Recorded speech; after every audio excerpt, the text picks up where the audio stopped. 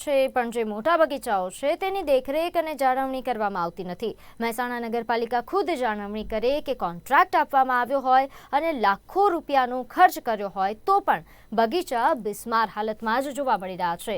મહેસાણા શહેરની મધ્યમાં સૌથી જૂના અરવિંદ બાગ અને મહાત્મા ગાંધી બાગની સ્થિતિ સાવ બિસ્માર હાલતમાં જોવા મળી રહી છે। સીસીટીવી કેમેરા મૂક્યા છે તે પણ બંધ હાલતમાં છે। બગીચાની લોન પણ બિસ્માર હાલતમાં છે। ફૂલ છોડ કે મહેંદીની સ્થિતિ પણ સાવ કંગાળ બની છે। બગીચામાંથી વાંસ પણ કોઈ કાપી ગયું છે। સોલાર લાઇટો સાવ ભંગાર હાલતમાં ફેરવાઈ ગઈ છે અને ચોરાઈ ગઈ છે। એકમાત્ર ફુવારાઓનું અસ્તિત્વ અવશેષો પણ જોવા મળી રહ્યા છે। આ ઉપરાંત બગીચાઓ પાછળ વર્ષે 50 લાખથી વધુનો ખર્ચ કરવામાં આવતો હોવા છતાં બગીચાઓ બિસ્માર છે।